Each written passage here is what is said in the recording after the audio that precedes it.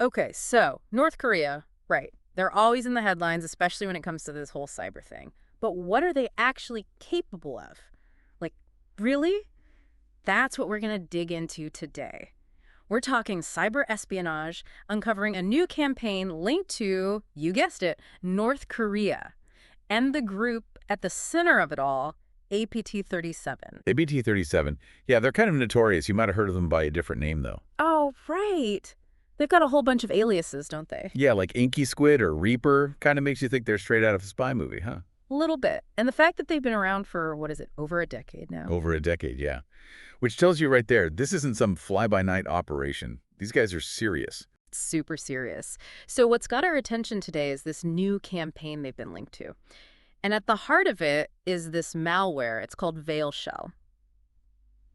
So for those of us who don't speak fluent cyber, what exactly is VeilShell? Think of it like this. It's a backdoor. Hmm. Or, if you want to get technical, a remote access Trojan, or RAT for short.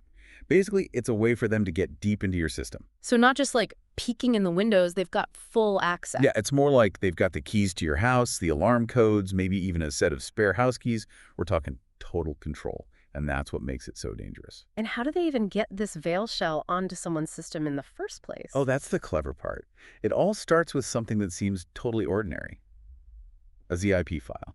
You get them as attachments all the time. Right, yeah. So inside this ZIP file, there's a Windows shortcut file, one of those little LNK files. That's the bait. Okay, so I'm clicking on the shortcut, thinking it's going to open, I don't know, a document, a picture, what have you. Exactly. And to really sell it, they'll often include a decoy file. Could be an Excel spreadsheet, a PDF, something that looks totally normal. So you open it up, you're like, oh yeah, this is fine. You don't suspect a thing. Exactly. But in the background, without you even realizing it, they've got their foot in the door. That's when VeilShell gets installed. That's sneaky. But, I mean, isn't this kind of standard hacker stuff? Well, here's the thing. The way they're doing it is not standard. They're using this technique called App Domain Manager Injection. App domain. Say that again? App Domain Manager Injection. It's not something you see every day, even among cyber criminals.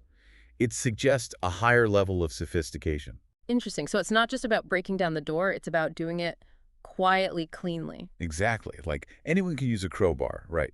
But these guys are opting for a scalpel. Precision. And I'm guessing it doesn't stop there, right? They've got VeilShell on your system, now what? This is where it gets even more interesting. Because VeilShell, it's not in a hurry. You can actually lay low for a while. Lay low. Like, how long are we talking? Could be days, could be weeks. It just sits there dormant, waiting for the perfect moment to activate. Often, it'll be after the next time you reboot your computer. So it's just lurking there in the background. Like a ghost in the machine, just biding its time. So we've got this super stealthy malware just chilling out on someone's system, waiting for its moment. What happens when VeilShell actually, like, wakes up? What can it do? Okay, so once VeilShell is active, it becomes a seriously powerful tool for these guys. Think of it like this. They can basically sift through every single file on your computer, pick out the juicy stuff, zip it up, and poof, it's gone. Data exfiltration, right. We've talked about that before. Exactly. They're in, they take what they want, and you might not even realize it's happening. Okay, so stealing files is bad enough, but I'm guessing it's not just about, like, taking stuff out of the system, is it? You're right. It's not a one-way street. VeilShell can also download files. So what does that mean? They could introduce even more malware, swap out legit files with corrupted ones, maybe even plant fake information to throw off anyone who comes snooping around. So it's about covering their tracks, maybe even setting up a false flag operation. It's not just about stealing your stuff. It's about manipulating your system, your information, which is honestly way more unsettling if you think about it. Yeah, no kidding.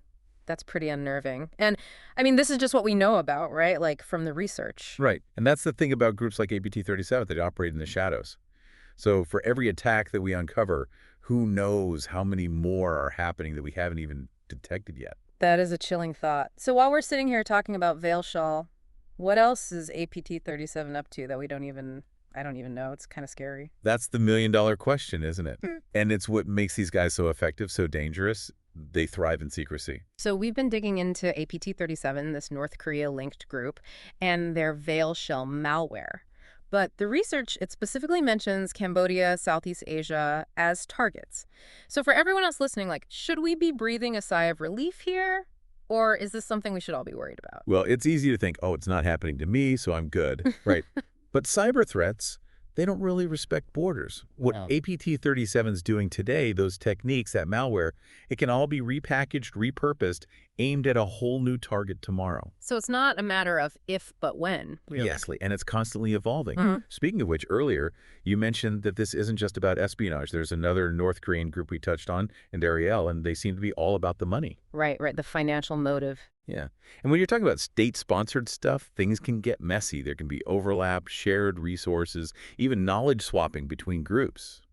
What starts as intel gathering could easily morph into something with a profit motive down the line. It's a tangled web, for sure. Espionage, financial gain, who knows what else. A lot to unpack here. But let's try to boil it down. Key takeaways for our listeners. We've got this new malware, VeilShell, super stealthy, steals data, messes with systems, covers its tracks, and it all comes back to APT-37, this group with ties to North Korea who've been at this for a while. And I think the big takeaway here, the one that really sticks with me, is that this is just one campaign, one little snapshot into something much bigger, something that's ongoing. It makes you wonder, right, what else is APT-37 capable of when they don't have to worry about staying hidden? What other tricks do they have up their sleeves? These are the questions that keep cybersecurity folks up at night, and they should probably give the rest of us pause too. It's fascinating, isn't it? A little creepy, but fascinating, this whole world of cyber espionage that most of us never even see. But hey, that's what we're here for, right? Knowledge is power, as they say. The more we know, the better prepared we are.